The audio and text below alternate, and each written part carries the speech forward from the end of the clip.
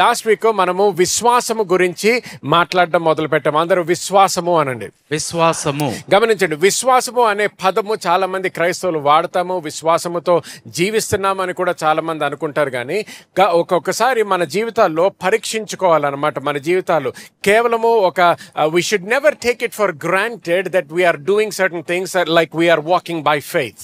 మనం కొన్ని కార్యాలు చేస్తూ విశ్వాసం వల్ల నడుస్తున్నాం అన్నట్లుగా ఏదో మరి తేలికగా తీసుకుంటూ ఉంటాం. మనం పరీక్షించుకొని మన జీవితాల్లో ప్రతి విషయంలో కూడా నిజంగా నేను విశ్వాసముతో జీవిస్తున్నానా, మతపరంగా జీవిస్తున్నానా, లేకపోతే నా ఆలోచనలో విశ్వాసం అనుకుంటున్నాను కానీ వాక్యానుసారంగా ఇది నిజంగా విశ్వాసమా కాదా అనేది మనం పరీక్షించుకోవాలన్నమాట. సో గత వారంలో మనం చూసాం విశ్వాసము అంటే అసలు ఎందుకు ముఖ్యము అనేది మనం పరీక్షించామన్నమాట. వాక్యానుసారంగా విశ్వాసముతో మనము జీవించాల్సిన అవసరత ఎందుకు ఉన్నది అనేది మనం చూసాము. దాని తర్వాత అలాగే విశ్వాసం అంటే ఏంటో కూడా మనము పరీక్షించాము. Hallelujah. So hello okay, alright, very good. Okay, so విశ్వాసం అంటే ఏంటో కూడా మనం తెలుసుకున్నాం అనమాట. ముఖ్యంగా రెండు విషయాలు. విశ్వాసం అంటే faith is the substance and faith is the evidence అని తెలుసుకున్నాం. Number one, faith is the substance. Substance అంటే నిజ స్వరూపము, ఒక పదార్థం అయి ఉన్నది. హల్లెలూయా. ఫెయిత్ ఈస్ ద, విశ్వాసము అంటే ఒక పదార్థం అయి ఉన్నది అనమాట. మనము దేనికోసమైతే ఆశిస్తున్నామో, దేనికోసమైతే నిరీక్షణతో జీవిస్తున్నామో దానికి పదార్థం అయి ఉన్నది. రెండోది ఎవిడెన్స్ అంటే రుజువు అయి ఉన్నది. అందరూ రుజువు అనండి. ఓకే, సో దేని కొరకైతే నువ్వు ఆశిస్తున్నావో, ఏ వాగ్దానం అయితే ఇంకా నీ జీవితంలో నెరవేర్చబడలేదో దాని కొరకు నీ విశ్వాసముతో నువ్వు జీవిస్తున్నావు. గమనించండి, ఒకసారి ఒక వాక్యము, ఒక వాగ్దానము, ఒక ప్రార్థన నీ జీవితంలో నెరవేర్చబడిన తర్వాత నువ్వు దాని కొరకు విశ్వాసముతో జీవించక్కర్లేదు. ఎందుకు? నీ జీవితంలో నువ్వు అనుభవిస్తున్నావు కాబట్టి, నీ శరీరముతో నువ్వు అనుభవిస్తున్నావు. You are able to contact it with your flesh. For example గమనించండి, మన జీవితంలో ఏదైనా నీ కళ్ళతో నువ్వు చూడగలిగితే దానికి ఇంకా విశ్వాసం అక్కర్లేదు. ఓకే, నీ చెవులతో అది నీకు వేరే వాళ్ళ స్వరము వినగలిగితే నీకు విశ్వాసం అక్కర్లేదు. నువ్వు దాన్ని ముట్టుకోగలిగితే నీకు విశ్వాసము అక్కర్లేదు. కానీ విశ్వాసము అనేది దేనికి అవసరము? ఏదైతే నీకు కనిపించట్లేదో, ఏదైతే ఇంకా నువ్వు ముట్టుకోలేవో, దేని నుంచి అయితే నువ్వు ఇంకా దాని సౌండ్ లేకపోతే స్వరము వినలేవో, ద 5 ఫిజికల్ సెన్సెస్తో ఏదైతే నువ్వు కాంటాక్ట్ చెయ్యలేవో దాని కొరకు నీకు విశ్వాసం అనేది అవసరము. హల్లెలూయా. ఆమేన్. సో గమనించండి, దేవుని యొక్క వాగ్దానాలు అనేక వాగ్దానాలు ఉంటాయి వాక్యంలో. దేవుడు అనేక ఆశీర్వాదాలు మన జీవితం మీద ప్రకటించాడు. కానీ అన్నీ కూడా ఎక్కడున్నాయి అంటే ఆత్మలోకములో ఉన్నాయి. Hallelujah. They are in the realm of the spirit. ఆత్మలో ఉన్నాయి. సో అందుకని దేవుడు మనకి వాగ్దానాలు ఇచ్చిన తర్వాత, దేవుడు మనల్ని ఆశీర్వదించిన తర్వాత కూడా ఎప్పుడైతే మన జీవితంలో అది ఇంకా నెరవేర్చబడలేదో, ఆత్మలో మనకి ఇవ్వబడ్డాయి అనేది గుర్తించి దాని ప్రకారము జీవించడమే విశ్వాసముతో జీవించడం అన్నమాట. అందరికి అర్థమవుతా? ఒకసారి గట్టిగా హల్లెలూయా అనండి. హల్లెలూయా. ఓకే, గమనించండి, ఈ రోజు రోమన్స్ చాప్టర్ 10 verse 17 కి మన బైబిల్ తెరుచుకుందాము. రోమన్స్ చాప్టర్ 10 verse 17 తెలుగులో చదవండి. కాగా వినుట వలన విశ్వాసము కలుగును, వినుట క్రీస్తును గూర్చిన మాట వలన కలుగును. హల్లెలూయా. హల్లెలూయా. గమనించండి, విశ్వాసం మనకి ఎలా కలుగుతుందంట? వినుట వలన మనకి విశ్వాసము కలుగును. గమనించండి, ఇటువంటి వాక్యాలు మనం చదివినప్పుడు, ఇటువంటి వాక్యం అనే కాదు, ఏ వాక్యము చదివినా ఇది దేవుని యొక్క ప్రణాళిక మనము తెలుసుకుంటున్నాము, దేవుని యొక్క హృదయము మనము తెలుసుకుంటున్నాము, దేవుని యొక్క సత్యము మనము తెలుసుకుంటున్నాము అనేది మనం గుర్తించాలి. సో విశ్వాసము గురించి ఒక చాలా ముఖ్యమైన అంశం చెప్తున్నాడు. విశ్వాసము మన జీవితంలో ఉండాలి అని మనం తెలుసుకున్నాం, కానీ ఇప్పుడు విశ్వాసము ఎలా పొందుకుంటామో తెలుసుకుంటున్నాం. చూడండి, మన జీవితంలో ఇక్కడ మనం ఎక్కడన్నా జీవించాలంటే, ఈ దేశం అనే కాదు, ఏ దేశంలో అన్నా మనం జీవించాలి అంటే మనకి డబ్బు ఉండడము చాలా ముఖ్యమని అందరికీ తెలుసు. డబ్బు లేకుండా నువ్వు ఆహారం తినలేవు, లేకపోతే ఏదన్నా కొనుక్కోలేవు, బట్టలు కొనుక్కోలేవు. నీకు ఒక ఇల్లు, అపార్ట్మెంటో, హాస్టల్లో ఇల్లు కొనుక్కోవాలన్నా, అక్కడ రెంట్కు ఉండాలన్నా అన్నిటికీ కూడా ఏమవసరం? మనకి డబ్బు అనేది అవసరము. డబ్బు అనేది అవసరము అని తెలియడం సరిపోదు. డబ్బు ఎలా సంపాదించాలో దశలో కూడా మన జీవితంలో మనము నేర్చుకోవాలి. అలాగే విశ్వాసము ఉండడము మన జీవితంలో చాలా ముఖ్యమని తెలుసుకోవడం ఒకటి, కానీ వేరే అంశం మనం తెలుసుకోవాల్సింది ఏంటంటే మన జీవితంలో ఏ విధంగా విశ్వాసము పొందుకోవాలి అనేది తెలుసుకోవాలి. ఇక్కడ దేవుడు చెప్పే వాక్యం ప్రకారము ఏమంటాడు ఇంగ్లీష్లో, ఫెయిత్ కమ్స్ బై హియరింగ్. వినుట వలన ఏమొస్తుందంట? విశ్వాసం వస్తుంది అనమాట. సో విశ్వాసము కావాలంటే నేను చేయాల్సిందేంటి? గట్టిగా చెప్పండి. వినాలి. సో గమనించండి, ఇది దేవుడు ఈ విధంగా స్థాపించాడు, ఈ సిస్టమ్ని ఆ విధంగా స్థాపించాడు. విశ్వాసము కావాలి అంటే నువ్వు చేయాల్సింది వినాలి, వాక్యము వినాలి, దేవుని యొక్క స్వరము వినాలి, దేవుని యొక్క వాక్యము వినాలి. నువ్వు వేరే ప్రయత్నాలు చేయొచ్చు, మతపరముగా కొన్ని కార్యాలు చేయొచ్చు, కానీ అది చేయడము వలన విశ్వాసం వస్తుంది అనలేదు. విశ్వాసము ఒక వ్యక్తి యొక్క జీవితంలో రావాలంటే కేవలము వాక్యము వినటం వలనే వస్తుంది. హల్లెలూయా. చూడండి, మన జీవితంలో ప్రతి ఒక్కరము ఊపిరి తీసుకుంటాము, ఆక్సిజన్ తీసుకుంటాం మన బాడీస్లోకి. ఆక్సిజన్ మనకి ఎక్కడి నుంచి వస్తుంది? ప్లాంట్స్ నుంచి వస్తుంది, ట్రీస్ నుంచి, చెట్ల నుంచి వస్తుంది. ఓకే, చెట్టు నుంచి ఆక్సిజన్ వస్తుంది అని మనకు తెలిసిన తర్వాత నేను పెద్ద చెట్టు దగ్గరికి వెళ్ళి గట్టిగా కౌగిలించుకున్నాను అనుకోండి, పట్టుకొని ఉన్నాను అనుకోండి, నాకు ఆక్సిజన్ వస్తుందా? నేను ఇప్పుడు చెట్టుతోనే ఉంటాను అని డిసైడ్ అయ్యాను అనుకోండి, ఆక్సిజన్ వస్తుందా? నా బాడీలోకి ఆక్సిజన్ వస్తుందా? మాట్లాడాలి. రాదు. నా శరీరములోకి ఆక్సిజన్ రావాలి అంటే నేను ఏం చేయాలి? ఏం తీసుకోవాలి? ఊపిరి తీసుకోవాలి. Only by breathing will oxygen come in to my body. ఊపిరి పీల్చుకున్నట్టు ద్వారానే జీవవాయువు మన లోనికి వస్తూ ఉన్నది. చెట్టు దగ్గర ఉండడం వల్ల ఆక్సిజన్ రాదు నాకు, చెట్టుని ముట్టుకోవడం వల్ల ఆక్సిజన్ రాదు, చెట్టుని చూడడం వల్ల ఆక్సిజన్ రాదు. నా శరీరంలోకి ఆక్సిజన్ రావాలంటే దేవుడు ఒకే సిస్టమ్ని ఇచ్చాడు మనకి. అది ఎందుకు ఇచ్చాడంటే నాకు తెలియదు, కానీ ఆ సిస్టమ్ అలాగ స్థాపించాడు ఆయన. నీ శరీరంలోకి ఆక్సిజన్ రావాలి అంటే నువ్వు తీసుకోవాల్సింది ఏంటి? ఊపిరి తీసుకోవాలి. You have to breathe. If you do not breathe you will not get oxygen. నువ్వు అక్కడ ఎంతసేపు అన్నా ప్రార్థన చేయి, ఆ చెట్టుతో అక్కడే బతుకు, అక్కడే ఉండు, ఎంతసేపు దాన్నే కౌగిలించుకున్నా కూడా నీకు ఎటువంటి ఆక్సిజన్ నీ శరీరంలోకి మాత్రము రాదు. సో ఆక్సిజన్ రావాలంటే ఏం చేయాలి? ఊపిరి తీసుకోవాలి, బ్రీత్ చేయాలి. అది ఒక్కటే మనకున్న మార్గం. నువ్వు ట్యాబ్లెట్లు తీసుకున్నా ఆక్సిజన్ రాదు. అర్థమవుతుందా? సో ఇప్పుడు విశ్వాసము రావాలంటే ఏం చేయాలన్నాడు? ఏం చేయమన్నాడు? గట్టిగా వెనక ఉన్న వాళ్ళు ఏం చేయమన్నాడు? వినమన్నాడు. ఏం వినమన్నాడు? వాక్యము వినమన్నాడు. సో గమనించండి, ప్రార్థన వల్ల రాదు విశ్వాసము నీకు. దేవుణ్ణి, దేవా నాకు ఇంకా విశ్వాసం ఇయ్యయ్యా అని ప్రార్థన చేస్తే విశ్వాసం రాదు. కానీ అనేక మంది విశ్వాసము కొరకు ప్రార్థనలు చేస్తూ ఉంటారు. దేవా నన్ను విశ్వాసంలో ఎదగాలయ్యా, విశ్వాసం ఇయ్యయ్యా, నిన్ను ఇంకా నమ్మడానికి విశ్వాసం ఇయ్యయ్యా అంటావు. కానీ ఆయన వాక్యంలో ఏమన్నాడు? వినుట వలన వస్తుంది విశ్వాసము. ఆమేన్. హల్లెలూయా. హల్లెలూయా. వినుట వలన వస్తుంది. నువ్వు ప్రార్థన చేయడం వల్ల విశ్వాసం రాదు. గమనించండి, ఇప్పుడు మన సంఘంలో ఒక 90 రోజులు మనము నూతన నిబంధన చదువుతున్నాము, చాలా ముఖ్యము. అందుకనే మనం అందరం కూడా చదువుదామని ఈ 90 డే ప్లాన్ చేసాం. కానీ గమనించండి, నువ్వు వాక్యము చదవడం వల్ల నీకు విశ్వాసం రాదు. నువ్వు వాక్యము చదవడం వల్ల నీకు జ్ఞానం వస్తుంది, దేవుని గురించి తెలుసుకుంటావు, దేవుని యొక్క వాగ్దానాలు తెలుసుకుంటావు, దేవుని యొక్క ఆశీర్వాదము గురించి తెలుసుకుంటావు, దేవుని యొక్క ప్రణాళిక తెలుసుకుంటావు, నూతన నిబంధనలో ఉన్న హక్కులు తెలుసుకుంటావు. కానీ విశ్వాసము రాదు. నాలెడ్జ్ వస్తుంది, జ్ఞానము వస్తుంది. జ్ఞానము చాలా ముఖ్యం మన జీవితంలో. అందుకనే వాక్యం చదవాలి. నీకు దేవుడు ఏ విధంగా ఆశీర్వదించాడో తెలుసుకోవాలి, నీకు ఎటువంటి కటాక్షం విడుదలైందో తెలుసుకోవాలి, నిన్ను ఎటువంటి విధానంలో నిన్ను మార్చాడు, ఇవన్నీ కూడా మనం తెలుసుకోవాలి. కానీ చదవడం వల్ల విశ్వాసము రాదు. విశ్వాసం ఎలాగొస్తుందండి? అందరు గట్టిగా, వినుట వలన విశ్వాసం వస్తుంది. ఇది చాలా ముఖ్యమైన అంశం. This is a very important principle in the Kingdom of God. ఇది మనం అర్థం చేసుకోకపోతే చాలాసార్లు విశ్వాసముతో జీవిస్తున్నాం అనుకుంటాం, కానీ నిజంగా విశ్వాసముతో కాదు. సో అక్కడ ఏమంటాడు? Faith comes by hearing and hearing by the word of God. Faith comes, విశ్వాసం ఏం చేస్తుందంట? వస్తుందంట. గమనించండి, ఒక స్థలము నుంచి వస్తుంది అంటే వస్తున్న స్థలంలో ఇంకా లేదన్నమాట. లేదంటే ఇప్పుడు వస్తున్న విశ్వాసం ఇంకా లేదన్నమాట. విశ్వాసం ఉండొచ్చు.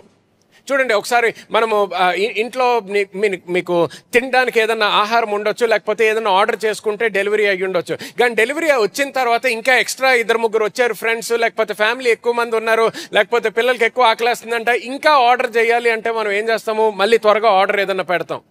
పెట్టినప్పుడు ఇంట్లో ఆహారం లేదని కాదు, కానీ వచ్చేటటువంటి ఆహారం ఇంట్లో ఇంకా లేదు. అర్థమవుతుందా? ఆహారం లేదని కాదు, కానీ వచ్చే ఆహారం మాత్రం ఇంట్లో లేదు, ఇంకా వస్తుంది. సో ఇప్పుడు ఏమంటున్నాడు? వినుట వలన ఏమొస్తుందంట? విశ్వాసము.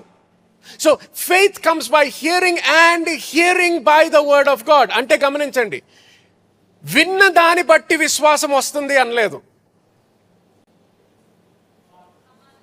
అర్థమవుతుందా? వినుట వలన, faith comes by hearing and hearing by the word of God. Present continuous tense. అంటే నువ్వు ఇప్పుడు వింటున్న దాన్ని బట్టి, నువ్వు వినబోతున్న దాన్ని బట్టి విశ్వాసం వస్తుంది నీ జీవితంలో. వినేసిన దాన్ని బట్టి రాదు. లాస్ట్ సండే ఎంతమంది ఉన్నారు ఇక్కడ సర్వీస్లో? ఓకే, సో ఇక్కడ చేతులు ఎత్తిన వాళ్ళందరూ కూడా లాస్ట్ సండే వాక్యం విన్నారు. ఆ వాక్యము నుంచి మీకు సోమవారం విశ్వాసం రాలేదు, మంగళవారం రాలేదు, బుధవారం రాలేదు, గురువారం రాలేదు, శుక్రవారం రాలేదు, శనివారము రాలేదు, ఈరోజు కూడా రావట్లేదు. ఆ వాక్యం నుంచి రావట్లేదు. ఇప్పుడు మీరు వింటున్న వాక్యం నుంచి వస్తుంది విశ్వాసం. అర్థమవుతుందా? చూడండి, లాస్ట్ సండే కూడా నేను ఇలాగ స్టేజ్ మీద నుంచొని మాట్లాడుతున్నప్పుడు ఓకే, లాస్ట్ సండే నేను మాట్లాడినప్పుడు ఊపిరి తీసుకున్నాను కదా, ఈ సండే కుదిలేస్తానులే, ఊపిరి అక్కర్లేదు అనుకుంటానా? అంటే పోయిన వారమే చేశాను కదా, సరిపోతుందిలే ఈ వారానికి. అలా జీవించగలుగుతానా? లేదు. ఎక్కడ ఉన్నానో అప్పుడే ఊపిరి తీసుకుంటూ ఉండాలి. హల్లెలూయా. నువ్వు ఎక్కడ ఉన్నావో ఆ స్థలములో, ఆ పరిస్థితిలో నీకు విశ్వాసం వస్తూ ఉండాలి. మనం చాలాసార్లు ఏం చేస్తామంటే, ఒక సబ్జెక్టు ఏదో టాపిక్ తీసుకొని, విశ్వాసం గురించి నాకు తెలుసు పాస్టర్ గారు, విశ్వాసం గురించి నేను వినేశానండి, స్వస్థత గురించి నేను నూతన నిబంధన తెలుసు విన్నాను, ప్రార్థన గురించి చాలా విన్నానండి, చాలా తెలుసు, నాకు ఆల్రెడీ తెలుసు. గమనించండి, నువ్వు జీవించేది జ్ఞానముతో కాదు, నువ్వు జీవించాల్సింది విశ్వాసముతో. ఆమేన్. హల్లెలూయా. నాకు జ్ఞానం ఉంది, ఆక్సిజన్ నా శరీరానికి అవసరము, ఊపిరి వదిలినప్పుడు కార్బన్ డైఆక్సైడ్ వెళ్తుందని జ్ఞానం ఉంది. జ్ఞానం ఉన్నంత మాత్రాన ఊపిరి తీసుకోకపోతే సరిపోతుందా? జ్ఞానము తర్వాత ఆ జ్ఞానము, ఏ జ్ఞానమైతే వచ్చిందో దానికి విశ్వాసం ఉండాలి. అంటే ఏంటి? ఇప్పుడు నేను తెలుసుకున్నాను, లేకపోతే నేను ఈత కొట్టడం తెలుసుకుంటున్నాను అనుకోండి. ఒకసారి జ్ఞానం వచ్చిన తర్వాత ఇప్పుడు ప్రాక్టీస్ చేయాలి. క్రికెట్ ఇలాగ చేయాలి, బ్యాటింగ్ అంటే ఇలాగా, బౌలింగ్ అంటే ఇలాగా, బాల్ని ఇలా పట్టుకోవాలి, బ్యాట్ని ఇలా పట్టుకోవాలి. ఈ జ్ఞానము ఉంటే సరిపోదు. జ్ఞానము వచ్చిన తర్వాత విశ్వాసముతో ప్రాక్టీస్ చేయడం మొదలు పెట్టాలి. హల్లెలూయా. సో ఇక్కడ ఏమంటున్నాడు? వినుట వలన విశ్వాసం వస్తుందంట. సో నువ్వు లాస్ట్ వీక్ విన్నప్పుడు అప్పుడు వచ్చింది నీకు విశ్వాసము. కానీ నువ్వు విశ్వాసముతో ఎన్ని రోజులు జీవించాలి? నిరంతరము జీవించాలి. ఆమేన్. 24/7, 365 days. 24 days in an hour, 7 days a week, 365 days a year. ప్రతిరోజు, ప్రతి క్షణము కూడా మనము విశ్వాసముతో జీవించాలి అన్నాడు. సో విశ్వాసముతో మనం జీవించాలంటే ఏ విధంగా మనం వింటూ ఉండాలి వాక్యము? ఏ విధంగా అయితే మనం ఊపిరి తీసుకుంటున్నామో ఆ విధంగా వాక్యం వింటూ ఉండాలి. హల్లెలూయా.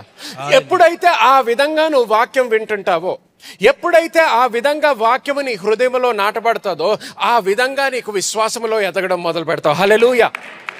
హల్లెలూయా. హల్లెలూయా. సో గమనించండి, మనము విశ్వాసము కొరకు ప్రార్థన చేయకూడదు, కానీ విశ్వాసముతో ప్రార్థన చేయాలి. ఆమేన్.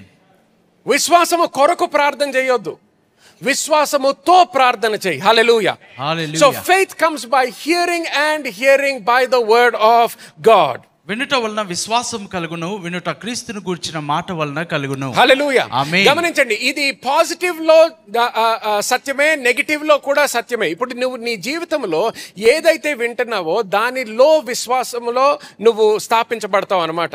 ఇప్పుడు ఎవరన్నా డాక్టర్ దగ్గరికి వెళ్ళారనుకోండి, చెకప్కి వెళ్ళినప్పుడు డాక్టర్ అన్ని చెకప్ చేసిన తర్వాత, బ్లడ్ టెస్ట్ అన్ని చేసిన తర్వాత ఏదన్నా నెగిటివ్ రిపోర్ట్ ఉందనుకోండి, అమ్మ ఇప్పుడే చూస్తున్నాము ఈ రిపోర్ట్స్ ప్రకారము ఈ ప్రాబ్లం ఉంది నీ శరీరంలో అని. ఓకే, నువ్వు ఇప్పటి నుంచి బ్లడ్ ప్రెషర్ ఉంది, షుగర్ ప్రాబ్లం ఉంది, లేకపోతే హార్ట్ ప్రాబ్లము, లంగ్స్లో ఏదో ప్రాబ్లం అయింది, కిడ్నీలో ఏదో ప్రాబ్లం అయింది, ఏదో ఒకటి చెప్పొచ్చు.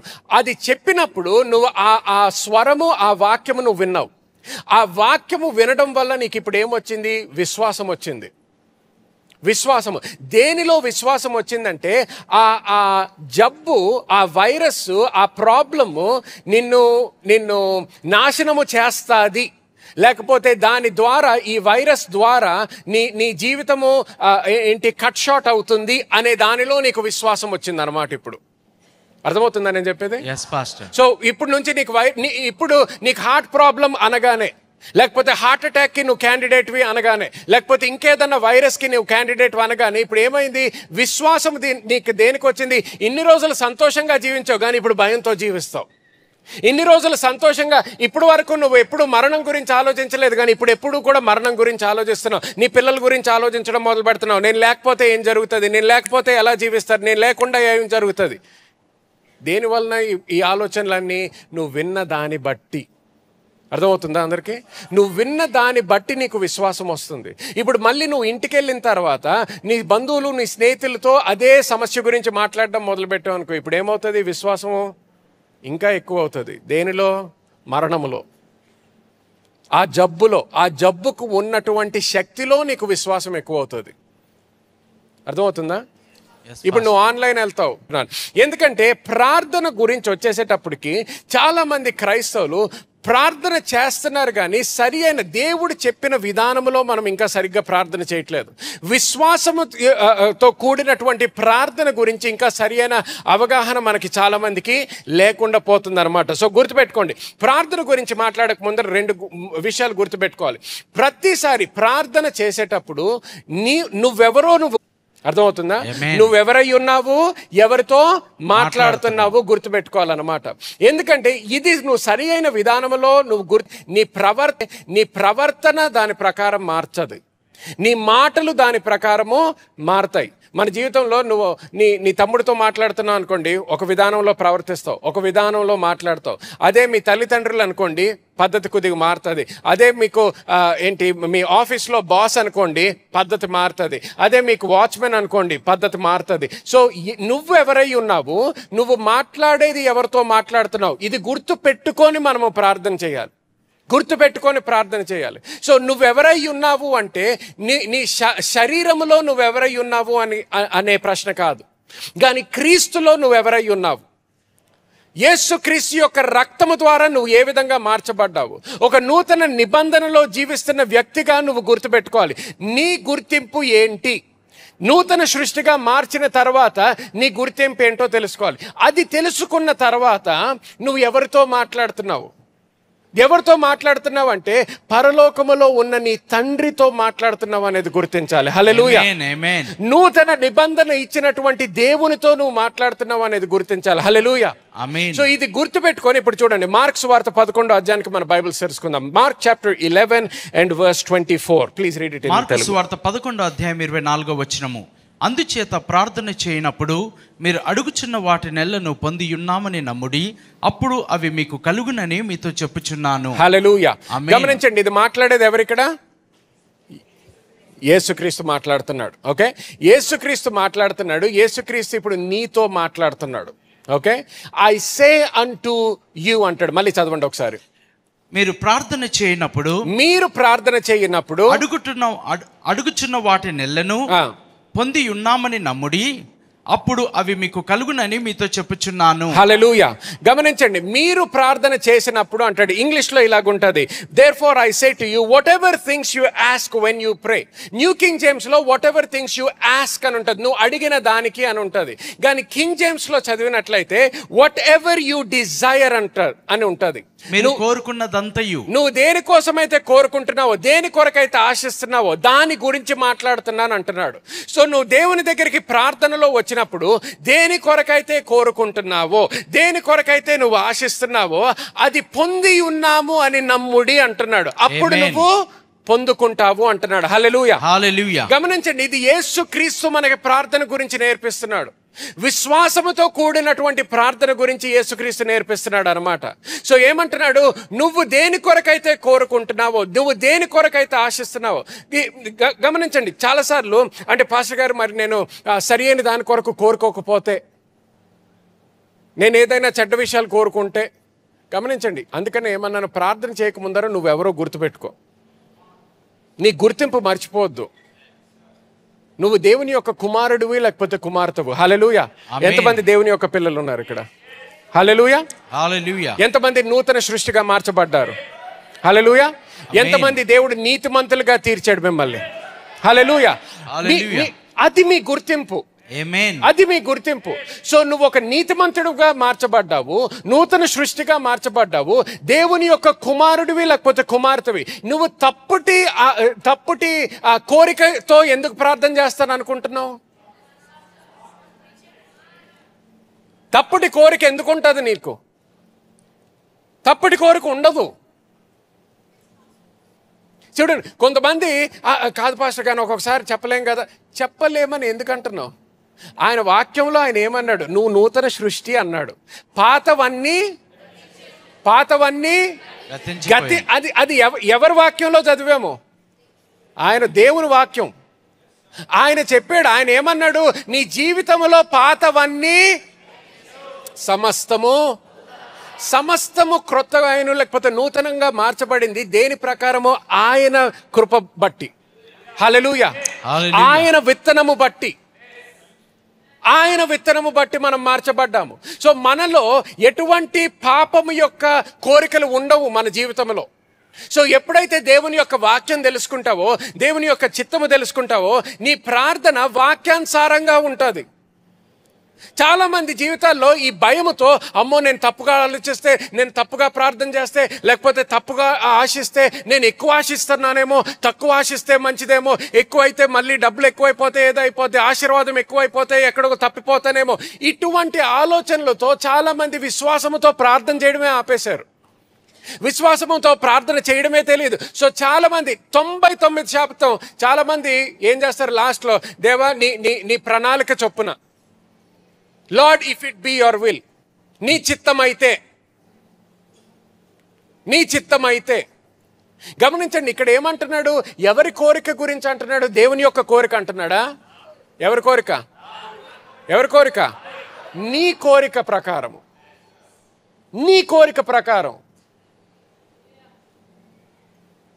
ఒక్కసారి ఆలోచించుకోండి, మీకేమైనా చెడ్డ కోరికలు ఉన్నాయా? చెడ్డ కోరికలు ఉంటే రక్షింపబడండి, అంతే. రక్షింపబడాలి చెడ్డ కోరికలు ఉంటే. నీ కోరిక ఏదో ఎక్కువ కోసం కోరుకుంటున్నాను. గమనించండి, వాక్యానుసారంగా దేవుడు ఎప్పుడు కూడా ఎక్కువే కోరుకుంటాడు నీ కొరకు. Amen. Hallelujah. Praise the Lord. నీ ప్రార్థన విని ఆయన ఏమి షాక్లోకి వెళ్ళిపోడు. అయ్య బాబు ఎంత అడిగేస్తున్నారు ఏంటి ఇల్లు. ఆయన ఏమన్నాడు? నువ్వు అడిగిన దానికన్నా ఊహించని దానికన్నా అన్నాడు. హల్లెలూయా. ఆమేన్. నీ కోరిక గురించి నువ్వు భయపడుతున్నావేమో, ఆయన భయపడట్లేదు. yes amen. హల్లెలూయా. హల్లెలూయా. ఇంత ఎక్కువ అడిగేస్తే మరి స్వార్థం అనుకుంటుంటే స్వార్థంగా ఉండదు, రాగానే ఇచ్చేసేం ఇంకొకరికి, అంతే. దేవుని వాక్యంలో ప్రతి దానికి పరిష్కారం ఉంటుంది. ప్రతి దానికి. అంటే నాకు అసూయ ఎక్కువైపోతుందేమో పాస్టర్ గారు, అంటే మరి నా మనసు అంతా డబ్బు మీద వెళ్ళిపోతుంది. రావడం ఇచ్చేసే అంతే, వేరే వాళ్ళకి పెట్టుకోవద్దు, ఒక్క క్షణం కూడా పెట్టుకోవద్దు.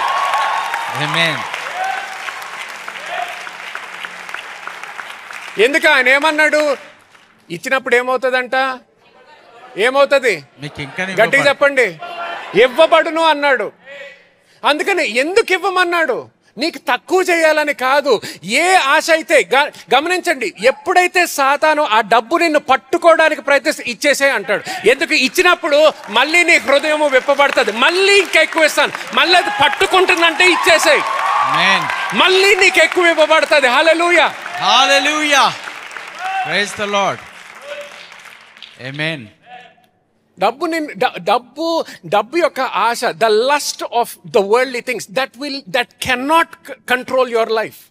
ఈ లోకంలో ఉన్నటువంటి వాంఛలు మీ జీవితాన్ని ఆధీనంలో ఉంచుకోలేవు. హల్లెలూయా, ఆమేన్. గమనించు, నీకు ఒక ఇల్లున్నా, ఒక బైక్ ఉన్నా, ఒక కారు ఉన్నా, ఒక సెల్ ఫోన్ అవ్వచ్చు, ఒక గడియారం అవ్వచ్చు, ఒక ఇయర్ రింగ్స్ అవ్వచ్చు, నెక్లెస్ అవ్వచ్చు, సారీ అవ్వచ్చు, సూట్ అవ్వచ్చు, ఏదన్నా మరీ నిన్ను గట్టిగా పట్టుకుంటుందంటే వదిలికొట్టేసాయి, ఇచ్చేసాయి.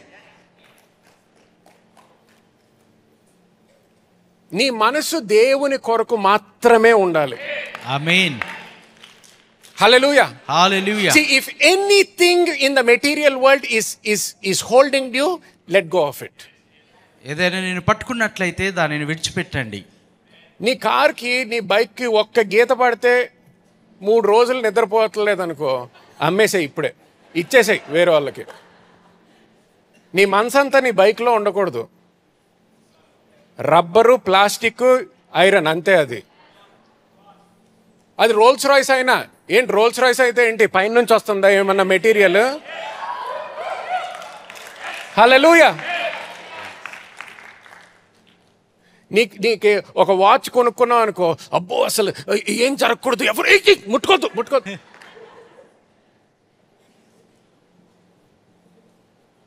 సెల్ ఫోన్ ఒకసారి కింద పడితే అది గుండె పగిలిపోయినట్టే. కొంతమందికి స్క్రీన్ పగిలిపోతే గుండె పగిలిపోయినట్టే. అలాంటి సెల్ ఫోన్ వాడొద్దు, ఇచ్చేసే ఇంకొకరికి. నీ సెల్ ఫోన్ పడితే పడ్డది, మళ్ళీ ఎత్తుకో, వాడు. ఇరిగిపోతే ఇంకొకటి కొనుక్కో. ఫస్ట్ ఫోన్ ఇచ్చిన దేవుడు ఇంకొక ఫోన్ ఇవ్వలేడా నీకు? ఇస్తాడు. ఆమేన్.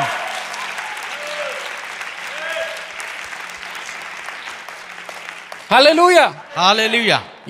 అందుకని ప్రతి విషయంలో కూడా, అది ఫోన్ అవ్వచ్చు, వాచ్ అవ్వచ్చు, కార్ అవ్వచ్చు, బైక్ అవ్వచ్చు, ఇల్లు అవ్వచ్చు, అపార్ట్మెంట్ అవ్వచ్చు, ఏదైనా కూడా నీ మనసును అంత గట్టిగా పట్టుకుంటుందంటే వదిలిపెట్టేసేయాలి.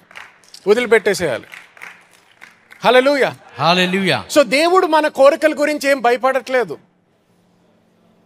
ఇన్ఫ్యాక్ట్ ఒక్కసారి కూడా నువ్వు బైబిల్లో ఎక్కడ కూడా చదవలేవు, ఓయ్ ఎంత అడగొద్దురా బాబు అని. ఆయన ఎప్పుడు మాట్లాడినా, ఆయన ఆశీర్వాదం ఎవరి మీద ఆయన విడుదల చేశాడంటే, వాళ్ళు ఊహించని దానికన్నా ఆయనే ఎక్కువ విడుదల చేశాడు. ఆమేన్. హల్లెలూయా. ఆయనే ఎక్కువ విడుదల చేశాడు ఆశీర్వాదం. yes, ఆమేన్. ఆయనే ఎక్కువ విడుదల చేశాడు ఆశీర్వాదం. హల్లెలూయా. సో గమనించండి, ఇక్కడ ఏమంటున్నాడు? ప్రార్థన చేసే సమయంలో, లేకపోతే ఇంకొక వచనం కూడా చూపిస్తాను. Psalm chapter 37 verse 4 ఒకసారి చదవండి. 37వ కీర్తన 4వ చరణంలో చూస్తే, యెహోవాను బట్టి సంతోషించుము, ఆయన నీ హృదయ వాంఛలను తీర్చును. ఎవరి హృదయ వాంఛలు? ఎవరి అండి? నీ హృదయ. ఆయన హృదయ వాంఛలు నీకు తీరుస్తాడా? లేదు. ఎవరి హృదయ వాంఛలు? అందరూ నా హృదయ వాంఛలు అని. నా హృదయ వాంఛలను. సో దాని ముందర ఏమన్నాడు? ఇంగ్లీష్ లో delight your self in the lord అని ఉంటది. యెహోవాను బట్టి యెహోవా యందు సంతోషించుము. ఆయన యందు సంతోషించడం చెప్పండి, విశ్వాసం వస్తుంది. అదే సంఘములో సంవత్సరం తర్వాత ఉండి ఏం జరిగింది? దానిలో గట్టిగా విశ్వాసంలో ఎదిగారు. జరగదు అని. నో, దేవుడు చెయ్యడు. ఒక్కొక్కసారి చేస్తాడు, ఒక్కొక్కసారి చేయడు. అంటే ప్రార్థన. సో అప్పుడు వాళ్ళు 50 సంవత్సరాలు, 60 సంవత్సరాలు, 70 సంవత్సరాలు ఎక్కడో ఏదో రిపోర్ట్ వస్తుంది, అప్పుడు పరిగెత్తుకుంటూ వస్తారు, ప్రార్థన చేయించుకుంటారు. కానీ ప్రార్థన చేయించుకున్నప్పుడు విశ్వాసంతో ప్రార్థన అది కాదు. ఎందుకు ప్రార్థన చేయించుకుంటున్నారు? ఎందుకంటే అటువంటి సమయంలో డాక్టర్స్ ఇంకా వాళ్ళు ఏమి చెయ్యలేము అని చెప్పారు కాబట్టి, లేకపోతే షుగర్కి ఎటువంటి మందు లేదు కాబట్టి, థైరాయిడ్కి ఇప్పుడు ఎటువంటి మందు ఇవ్వలేరు కాబట్టి, క్యాన్సర్కి ఇంకా రీసెర్చ్, టాబ్లెట్స్, ఆపరేషన్స్ లేవు కాబట్టి ప్రార్థనకు వస్తాము. విశ్వాసంతో కాదు, ఇంకొక ఆప్షన్ లేకపోయేటప్పటికి. సో ప్రార్థన చేయించుకుంటున్నాం అన్నంత మాత్రం విశ్వాసం అని కాదు, లేకపోతే మనం ప్రార్థన చేసుకుంటున్నాం అన్నంత మాత్రం విశ్వాసం కాదు. నువ్వు సత్యములో స్థాపించబడాలి. హల్లెలూయా, హల్లెలూయా. సత్యములో స్థాపించబడాలి. ఆర్థిక విషయాల్లో కూడా ప్రతి ఒక్కరు నువ్వు దేవుని యొక్క మనసు ఏంటో తెలుసుకోవాలి, దేవుని యొక్క చిత్తం ఏంటో తెలుసుకోవాలి. అప్పుడు దేవుని యొక్క చిత్తములో నువ్వు స్థాపించబడ్డప్పుడు, నువ్వు ఆయనలో స్థాపించబడి, ఆయన వాక్యము, ఆయన మాటలు నీ జీవితంలో స్థాపించబడ్డప్పుడు, నీ హృదయంలో నాటబడ్డప్పుడు, నీ హృదయంలో స్థాపించబడ్డప్పుడు, అప్పుడు నువ్వు ఏ దాని కొరకు అడిగినా, ఎటువంటి ప్రార్థన చేసినా, ఎటువంటి కోరికతో ప్రార్థన చేసినా కూడా అది ఖచ్చితంగా నీకు విడుదలవుతుంది. హల్లెలూయా, ఆమేన్, హల్లెలూయా. ఖచ్చితంగా నీకు విడుదలవుతుంది, ఖచ్చితంగా నీకు విడుదలవుతుంది. ఎందుకు? అది ఆయన ప్రణాళిక కాబట్టి. గుర్తుపెట్టుకో, దేవుని వాక్యం చదివినప్పుడు అది సత్యము. ఆ సత్యము మన పరిస్థితుల ప్రకారం మార్చబడదండి. సత్యము ఎప్పటికీ సత్యముగానే ఉండిపోతుంది. దేవుడు మన పరిస్థితుల ప్రకారం ఆయన ప్రణాళిక మార్చుకోడు, మన పరిస్థితుల ప్రకారం ఆయన వాగ్దానాలు మార్చుకోడు, ఆయన మన పరిస్థితుల ప్రకారము ఆశీర్వాదం మార్చుకోడు. అబ్రహాముతో ఏమన్నాడు? నేను నిన్ను ఆశీర్వదిస్తున్నాను అన్నాడు. నిన్ను ఆశీర్వదించినట్లే నీ కుమారుడి యొక్క జీవితం మీద కూడా నీ ఆశీర్వాదం వస్తుంది అన్నాడు. ఇస్సాకు జీవితంలో ఏం జరిగింది? ఫ్యామిన్ అంటే కరువు ఉన్నప్పుడు. గమనించండి, అంటే పాస్టర్ గారు కరెక్టే మనకు ఆశీర్వాదం గురించి చెప్పడము అంటే ఇటువంటి అన్ని మంచి, కానీ ఒక్కొక్కసారి మనము కష్టాల్లో కూడా ఎలా జీవించాలో తెలుసుకోవాలండి. అంటే కష్టాలతో కూడా దేవుడు మనతో మాట్లాడతాడు, కష్టాల ద్వారా కూడా దేవుడు మనకి నేర్పిస్తాడు. కష్టాల ద్వారా అని ఎవరు చెప్పారు? చూడు, అది సమస్య. ఎవరు చెప్పారు? ఏం విన్నాం మనం? ఎవరు చెప్పారు దేవుడు కష్టాలతో నేర్పిస్తాడని? కష్టాలతో నేర్పించే దేవుడు అంటే ఇస్సాకుకి ఫ్యామిన్లో ఉన్నప్పుడు, కరువులో ఉన్నప్పుడు నాన్న ఇస్సాకు కరెక్టే, మీ తండ్రితో మాత్రం నేను ఆశీర్వాదం ఇచ్చాను, అప్పుడు ఇటువంటి ప్రాబ్లమ్స్ లేవు నాన్న, ఇటువంటి కరువుల్లో లేడు మీ తండ్రి, అందుకనే కొద్దిగా పర్వాలేదు, ఆయన జీవితం ఆశీర్వదించబడ్డాడు. కానీ మరీ ఇలాంటి కరువు వస్తుంది అనుకోలేదు నీ జీవితంలో, సో కొద్దిగా అడ్జస్ట్ అయిపో. ఏమన్నాడు? ఆశీర్వాదం ఉన్నది, నా వాగ్దానం విడుదలైంది, నా మాట ఇచ్చాను, నా మాట సత్యము. ఆమేన్.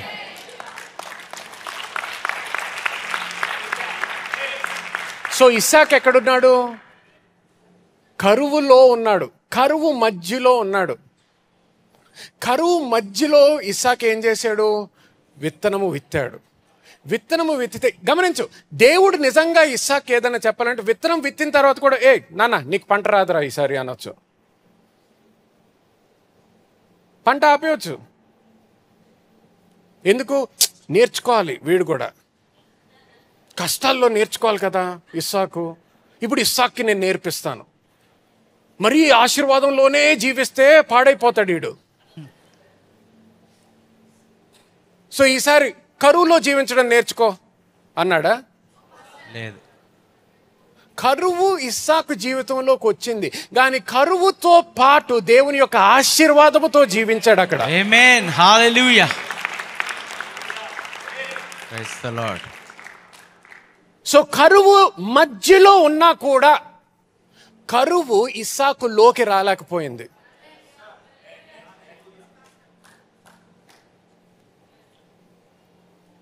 విత్తనము విత్తాడు, విత్తనము నుంచి ఎటువంటి పంట వచ్చింది? నూరంత పంట. ఆమేన్. సో అందరూ కరువులో ఉన్నా ఇస్సాకు మాత్రం కరువులో జీవించలేదు. ఆమేన్. అంటే ఏంటి? దేవుని యొక్క ప్రణాళిక మాత్రం మార్చుకోలేదు, దేవుడి యొక్క చిత్తము మార్చుకోలేదు, ఆయన వాగ్దానాన్ని మార్చలేదు.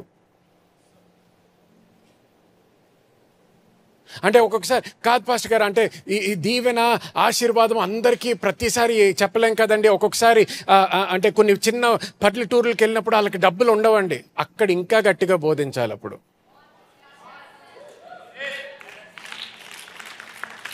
చూడు, మనకి ఒక్కొక్కసారి పరిచర్య చేసేటప్పుడు, నేను ఈ ఊర్లో వెళ్ళినప్పుడు అది ఒక్కొక్కసారి నాకు ఏం బాధ వేస్తుంది తెలుసా? పరిచర్య చేసేవాళ్ళు అంటే నాకు చాలా ఇష్టం, నాకు చాలా ప్రేమ. కానీ వాళ్ళ నుంచి వచ్చినంత బాధ కూడా నాకు ఇంకెక్కడి నుంచి రాదు.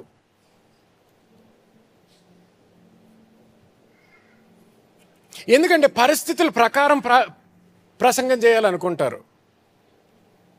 పరిస్థితుల ప్రకారం ప్రసంగాలు కాదు, పరిస్థితి ఎలాగున్నా సత్యము ప్రసంగించాలి. ఆమేన్.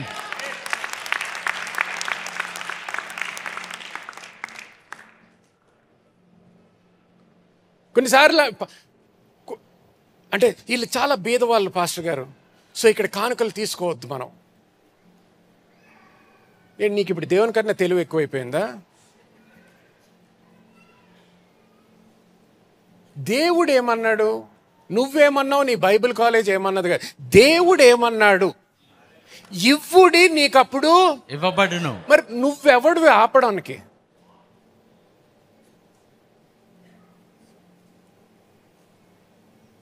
ఆయన కోరుకునేది ఆశీర్వాదం.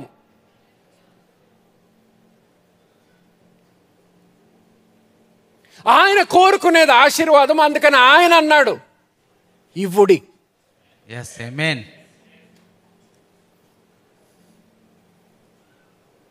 నువ్వు ఇప్పుడు ఆ పల్లెటూరుకి వెళ్ళి మీరేమి ఇవ్వద్దు, ఏం మాట్లాడుతున్నావు? ఏం ప్రసంగిస్తున్నాం? ఎవరి అధికారంతో ప్రసంగిస్తున్నాము? అంటే పాస్టర్ గారు వాళ్ళ జీవితాలు చూస్తే, అందుకే వాళ్ళ జీవితాలు చూసే యేసుక్రీస్తు అన్నాడు ఇవ్వుడి అని. ఆమేన్. అంటే పాస్టర్ కొంతమంది మరి పాపం అండి, అందరు వాళ్ళ నుంచి డబ్బులు తీసుకొని అలాంటి యదవులు ఉంటారు కొంతమంది. ప్రసంగం చేసేవాడు ప్రతి ఓడు దైవజనుడు కాదు, ప్రతి ఓడు మంచి మనసుతో చేయట్లేదు, ప్రతి ఓడు దేవుడు పిలుచుకున్న వ్యక్తి కాదు. కొంతమంది కేవలము డబ్బు కొరకు మాత్రమే ఇక్కడ నుంచొని ప్రసంగాలు చేస్తారు. కానీ కొంతమంది ఆ విధంగా చేస్తున్నారు అన్నంత మాత్రాన దేవుడి సత్యము మార్చబడదు. ఆమేన్. దేవుని సత్యము మార్చబడదు. ఆమేన్. హల్లెలూయా.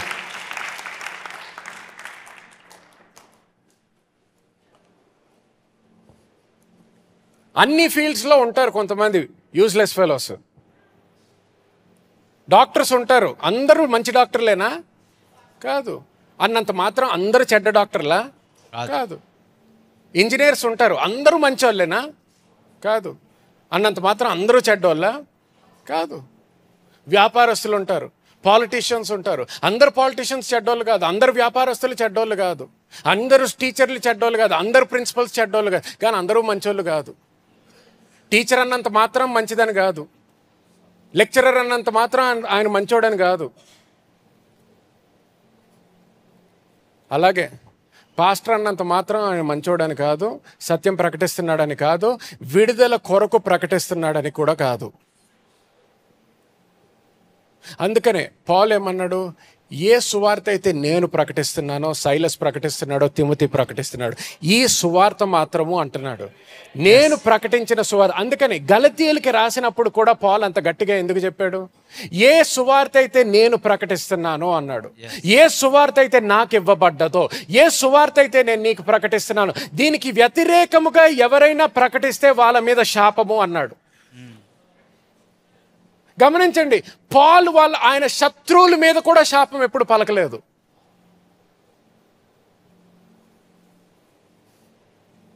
ఆయనని హింసించే వాళ్ళ మీద కూడా శాపం ఎప్పుడు పలకలేదు. కొరడాలతో కొడుతున్నప్పుడు కూడా శాపాలు పలకలేదు, నోరు మూసుకున్నాడు అప్పుడు. కానీ ఎప్పుడైతే వాక్యానికి వ్యతిరేకంగా, సువార్తకి వ్యతిరేకంగా మాట్లాడారో అప్పుడు మాత్రం వీళ్ళ మీద శాపము అన్నాడు. ఎందుకంటే వాక్యము సరిగ్గా బోధించలేకపోతే, సత్యము సరియైన విధానములో విడుదలవ్వకపోతే బంధకములోనే, దేవుని యొక్క ప్రజలు బంధకములోనే ఉండిపోతారు. దేవుడు వాళ్ళకి విడుదల ఇచ్చిన తర్వాత కూడా బంధకంలోనే ఉండిపోతారు. ఎందుకు? ముఖ్యంగా వాళ్ళ తప్పు కాదు, నాయకుల యొక్క తప్పు, పాస్టర్ల యొక్క తప్పు, సువార్థికుల యొక్క తప్పు. ఎందుకంటే సరి అయిన బోధ కాకుండా ఆచారాలు ప్రకటించినందుకు వాళ్ళ జీవితంలో ఎవరైతే విన్నారో విశ్వాసము రాకుండా భయముతో జీవించడం మాత్రమే జరిగింది. కానీ ఎప్పుడైతే ఇందాక మనం చూసినట్టు, ఎప్పుడైతే మనము ఆయనలో జీవించగలుగుతాం, ఆయన వాక్యము మన హృదయాల్లో నాటబడుతుందో, మనము దేని కొరకైతే అడుగుతామో అది జరుగును అన్నాడు. హల్లెలూయా. దేవునికి ఒకసారి గట్టిగా చప్పట్లు కొడదాం. Praise the Lord. Glory.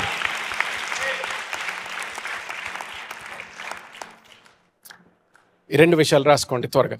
When you abide in the word of God, you will know 4 things. మీరు వాక్యంలో నిలిచి ఉన్నప్పుడు 4 విషయాలని తెలుసుకుంటారు. మొట్టమొదటిగా the will of God, దేవుని యొక్క ప్రణాళిక తెలుసుకుంటారు. దేవుని చిత్తమును, ప్రణాళికను తెలుసుకుంటారు. Number 2, you will know what belongs to you. మీకు చెందినవేవో అవి మీరు తెలుసుకుంటారు. Number 3, you will know your covenant rights. మరి కృత నిబంధన యొక్క హక్కులను మీరు తెలుసుకుంటారు. Number 4, you will know what pleases and displeases God. మరి ఏవి దేవుని సంతోషపెడుతున్నాయి, ఇష్టమైనవి, లేక ఏవి దేవుని సంతోషపెట్టనివి, ఇష్టం లేనివనేవి కూడా మీకు అర్థమవుతుంది. హల్లెలూయా. ఆమేన్. హల్లెలూయా. సో గమనించండి, ఎప్పుడైతే నువ్వు వాక్యంలో స్థాపించబడతావు, నువ్వు వాక్యంలో ఉండి దేవుని యొక్క వాక్యము నీ హృదయంలో ఉంటుందో, నంబర్ 1, నువ్వు దేవుని యొక్క చిత్తము, దేవుని యొక్క ప్రణాళిక తెలుసుకుంటావు. రెండోది, నీకు ఏదైతే చెందిందో దాని గురించి నువ్వు తెలుసుకుంటావు. మూడోది, నీకు ఈ నిబంధన ద్వారా వచ్చేటటువంటి నూతన నిబంధనలో ఉన్నటువంటి హక్కులు నువ్వు తెలుసుకుంటావు. నాలుగోది, ఏదైతే నువ్వు ఎటువంటి కార్యాలు దేవునికి ప్లీజెస్ అంటే ఏదైతే సంతోష పెడతాదో నువ్వు తెలుసుకోగలుగుతావు. హల్లెలూయా. ఆమేన్. కానీ గమనించండి, ఇది విజిటింగ్ ద్వారా నీకు రాదు, అక్కడ నివసించడం ద్వారా వస్తుంది, జీవించడం ద్వారా వస్తుంది. హల్లెలూయా. ఎప్పుడైతే నువ్వు వాక్యంలో జీవిస్తావో ఈ విషయాలు తెలుసుకొని నువ్వు జీవించగలుగుతావు, వర్ధిల్లగలుగుతావు. హల్లెలూయా. హల్లెలూయా. చూడండి, ఇంకొక వచనం, 2 వచనాలు ఇస్తాను. 1 John chapter 5 verse 14 and 15. యోహాను రాసిన మొదటి పత్రిక 5వ అధ్యాయము 14-15 వచనాలు. ఆయనను బట్టి మనకు కలిగిన ధైర్యం ఏమనగా, ఆయన చిత్తానుసారంగా మనం ఏది అడిగినను ఆయన మన మనవి ఆలకించునన్నదే. మనమేమి అడిగినను ఆయన మన మనవి ఆలకించునని మనం ఎరిగిన ఎడల మనం ఆయనను వేడుకొనినవి మనకు కలిగినవని ఎరుగుదుము. హల్లెలూయా. ఆమేన్. మనకి కలిగినవి అని ఎరుగుదుము. సో గమనించండి ఏమంటున్నాడు, if you pray according to his will, he hears us. If he hears us, we have the answers to what we have prayed for. మనం ఆయన చిత్తానుసారంగా మనం ఏది అడిగినను ఆయన మన మనవి ఆలకించునని మనం పొందుకుంటున్నామని నమ్ముతూ ఉంటున్నాం. హల్లెలూయా. ఆమేన్. ఆఖరిగా మరి ఒకసారి మార్కు సువార్త 11వ అధ్యాయానికి మళ్ళీ ఒకసారి వెళ్దాం. 24వ వచనము. మార్కు సువార్త 11:24. అందుచేత ప్రార్థన చేయనప్పుడు మీరు అడుగుచున్న వాటి నెలను పొంది ఉన్నామని నమ్ముడి, అప్పుడు అవి మీకు కలుగునని మీతో చెప్పుచున్నాను. హల్లెలూయా. గమనించండి, this is called the prayer of faith. ఇదే విశ్వాసపు ప్రార్థన అని పిలువబడుతూ ఉన్నది. Okay, 5 things about the prayer of faith. మరి విశ్వాసపు ప్రార్థన గురించి ఒక 5 విషయాలు. It is the foundation of the new covenant prayer. క్రొత్త నిబంధనకు ప్రార్థనకు ఇది పునాది అయి ఉన్నది. Number 2, it has nothing to do with your senses. మీ ఇంద్రియాలతో చేయాల్సింది ఏమీ లేదు. Number 3, it has everything to do with the promises of God. సమస్తము దేవుని వాగ్దానాలతో చేయాల్సి ఉంది. It is always in the now. It is in the present tense. ఎల్లప్పుడూ ఇప్పుడులో ఉన్నది. And number 5, it requires for faith to be released by the words you speak. మీరు మాట్లాడే మాటల ద్వారా విశ్వాసం విడుదల చేయాల్సిన అవసరము ఉన్నది. Hallelujah. Amen. Now go back to Mark chapter 11:24. Mark సువార్త 11వ అధ్యాయం 24వ వచనం. సో ఇది చాలా జాగ్రత్తగా గమనించండి, దీంతో నేను ముగిస్తాను. ఓకే, మళ్ళీ ఒకసారి చదవండి. అందుచేత మీరు ప్రార్థన చేయనప్పుడు, ఒక నిమిషం, మీరు ప్రార్థన చేయనప్పుడు అన్నాడు. ఓకే, అంటే ఏంటి? ప్రస్తుత కాలం అన్నమాట.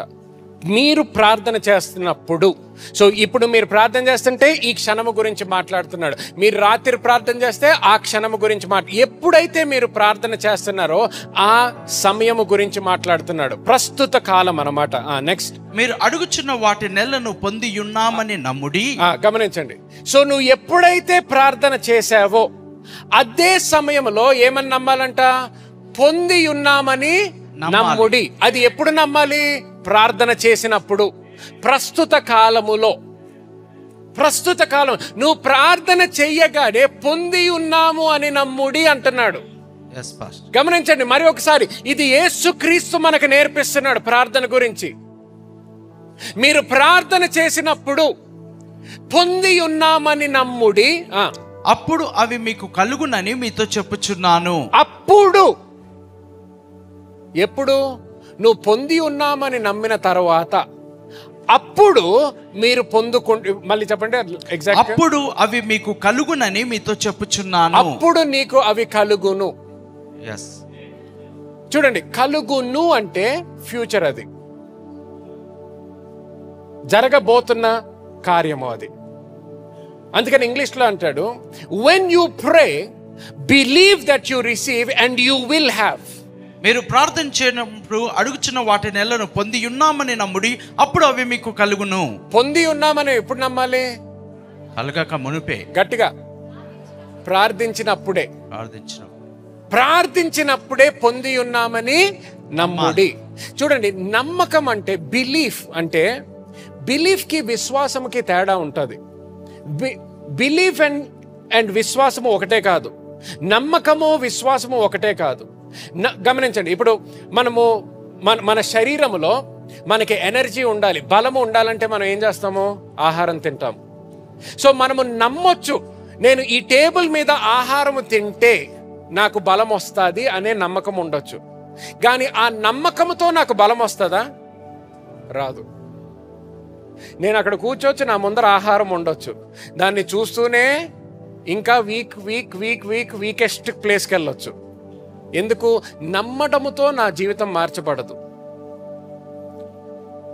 నేను నమ్మిన తర్వాత ఏం చేయాలి? ఆహారాన్ని ఏం చేయాలి? తినాలి. తిన్నప్పుడు బలం వస్తుంది నాకు. ఆ తినడాన్ని విశ్వాసం అంటారు. నమ్మిన దాని ప్రకారము చేయడము. అందుకని ఐ థింక్ 3 రోజుల క్రితం ఉపవాస ప్రార్థనలో చెప్పాను, విశ్వాసముతో ఒబీడియన్స్ అంటే విధేయత ఉండాలి. ఒక క్రియ కనిపించాలి. నీ నమ్మడముతో క్రియ కనిపించక్కర్లేదు, కానీ విశ్వాసముతో ఎప్పుడు క్రియ ఉంటుంది. సో గమనించి, ఇక్కడ ప్రార్థన చేసినప్పుడు పొంది ఉన్నామని నమ్ముడి. పొంది ఉన్నామని నమ్ముడి అంటే నువ్వు ఇంకా అది చూడక ముందరే పొంది ఉన్నామని నమ్ముడి. దాన్ని ముట్టుకోక ముందరే పొంది ఉన్నామని నమ్ముడి. దానిలో ఇంకా కూర్చో ముందరే పొంది ఉన్నామని నమ్ముడి. ఆ రిపోర్ట్ రాక ముందరే పొంది ఉన్నామని నమ్ముడి. ఆ వీసా అప్లికేషన్ ప్రాసెస్ అవ్వక ముందరే పొంది ఉన్నామని నమ్ముడి. పెళ్లి ఇంకా వివాహం అవ్వక ముందరే పొంది ఉన్నామని నమ్ముడి. నీకు ఇంకా స్వస్థత అనుభవించక ముందరే పొంది ఉన్నామని నమ్ముడి. పొంది ఉన్నామని నమ్ముడి. గమనించండి, ఇప్పుడు పొంది ఉన్నామని నమ్మితే నీ ప్రవర్తన మారాలి, నీ ఆలోచన మారాలి, నీ మాటలు మారాలి.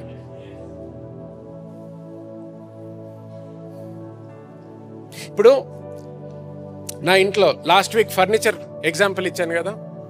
సో నా ఇంట్లో నాకు సోఫా సెట్ అవసరం. ఇప్పుడు సోఫాస్ లేవు, మంచం లేదనుకోండి, కొత్త అపార్ట్మెంట్లోకి మూవ్ అయ్యాను. కానీ మా తల్లిదండ్రులతో మాట్లాడిన తర్వాత, సరే నేను నీకు ఒక పడుకోవడానికి ఒక పరుపు, అక్కడ కూర్చోడానికి ఒక సోఫా సెట్ మేము పంపిస్తాము, దానికి పేమెంట్ మేము చేస్తాము అన్నారు అనుకోండి. ఓకే, చాలా థ్యాంక్ యూ అని చెప్పవచ్చు. మళ్ళీ అది ఆర్డర్ అయ్యింది, ప్లేస్మెంట్ అయిపోయింది, డబ్బులు కట్టడం కూడా జరిగిపోయింది. జరిగిన తర్వాత నేను మరి ఇంకొకసారి మా తండ్రితో లేకపోతే మా తల్లితో మాట్లాడుతున్నాను అనుకోండి.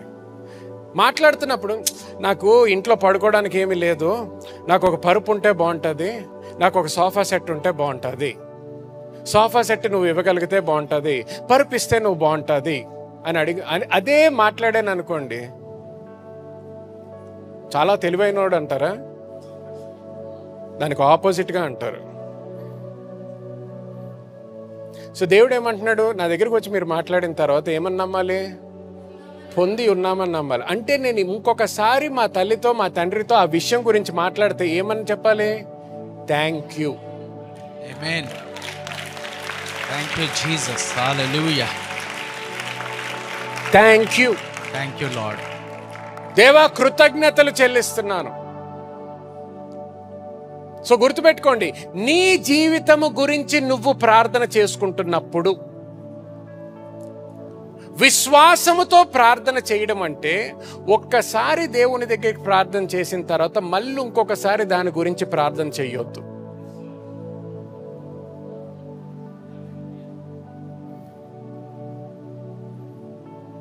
మన తండ్రికి చోటు కాదు, హియరింగ్ ఎయిడ్స్ అక్కర్లేదు, మతి మరుపు అసలే లేదు. ఒక్కసారి నువ్వు ప్రార్థన చేస్తే, ఆయన చెప్పినట్టు ప్రార్థన చేస్తే, వాక్యానుసారంగా నువ్వు ప్రార్థన చేస్తే, ఆయన ఏమన్నాడు? పొంది ఉన్నామని నమ్ముడి, అది నీకు జరుగుతుంది, తప్పకుండా నువ్వు పొందుకుంటావు. ఆమేన్. ఆమేన్. లేచి నుంచుందాం అందరం కూడా. హల్లెలూయా. పొంది ఉన్నామని నమ్ముడి అన్నాడు. గమనించండి, ఇది నేను ఎప్పుడూ దేని గురించి కూడా 2 సార్లు ప్రార్థన చేయకూడదు అనలేదు. ఇటువంటి ప్రార్థన నీ జీవితం, పర్సనల్ లైఫ్ గురించి వచ్చేసేటప్పటికి అనేక రకాల ప్రార్థనలు ఉంటాయి దేవుని వాక్యంలో. నేను మాట్లాడేది ప్రత్యేకంగా ఈరోజు విశ్వాసముతో కూడినటువంటి ప్రార్థన గురించి, ద ప్రేయర్ ఆఫ్ ఫెయిత్. విశ్వాసం యొక్క ప్రార్థన. ఆ ప్రార్థన నీ జీవితము కొరకు నువ్వు ఎప్పుడైతే ప్రార్థన చేసుకుంటున్నావో, ఒక్కసారి ప్రార్థన చేసుకున్న తర్వాత అది పొంది ఉన్నాను అని నమ్ము. తల్లిదండ్రులు దానికి పేమెంట్ చేశారని నమ్ము. ఆ సోఫా నీకు ఇంకా కనిపించకపోవచ్చు, సోఫాలో ఇంకా కూర్చోట్లేదు, కానీ మాట్లాడినప్పుడల్లా ఏం చెప్తావు? Mummy thank you, daddy sofa కోసం థ్యాంక్ యూ, పరుపు కోసం థ్యాంక్ యూ, ఫ్రిడ్జ్ కోసం థ్యాంక్ యూ. ఎందుకు? అక్కడ ఇంకా ఫ్రిడ్జ్ లేదు, ఏదన్నా అలా పెడితే కూలిపోతాయి. ఎందుకు? ఫ్రిడ్జ్ ఇంకా లేదు. కానీ మళ్ళీ ఇంకొకసారి వాళ్ళతో మాట్లాడినప్పుడు ఫ్రిడ్జ్ కావాలని అడగు. ఎందుకు? పేమెంట్ అయిపోయింది, పొంది ఉన్నావు, డెలివరీ అవ్వాలంతే. హల్లెలూయా. హల్లెలూయా. పొంది ఉన్నామని నమ్మాలి. హల్లెలూయా. చేతులెత్తండి. దేవుని నుంచి ఏదైనా పొందుకున్నారంటే, ఆయన వాక్యము ద్వారా మీ కళ్ళు విప్పబడితే దేవునికి కృతజ్ఞతలు చెల్లించండి. ఎక్కడైతే నీ జీవితంలో ఏ మార్పు జరగాలని నువ్వు ఆశిస్తున్నావో, నీ కోరిక కొంతమందికి ఇక్కడ ఉన్న వాళ్ళకి మీ కోరికల్ని పక్కన పెట్టేశారు. కొంతమంది భయానికి మీ కోరికల్ని పక్కన పెట్టారు. కొంతమంది సాతాను యొక్క స్వరము విని, వేరే వాళ్ళ ద్వారా ఆ స్వరము విని, అయ్యో నేను ఇది అడగకూడదేమో దేవుణ్ణి, నేను మరీ ఇంత అడగకూడదేమో, దీని గురించి ప్రార్థన చేయకూడదేమో, నేను ఎక్కువ ఆశిస్తున్నానేమో, స్వార్థంగా ఆశిస్తున్నానేమో అని కొంతమంది మీ కోరికల్ని పక్కన పెట్టారు. ఈ రోజు దేవుడు మళ్ళీ గుర్తు చేస్తున్నాడు, అడుగు, ధైర్యముగా అడుగు, ధైర్యముగా అడుగు, ధైర్యముగా అడుగు, ధైర్యముగా అడుగు.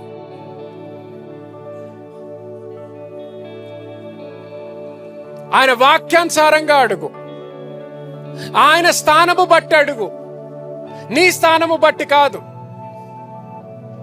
ఆయన స్థానము బట్టి అడుగు.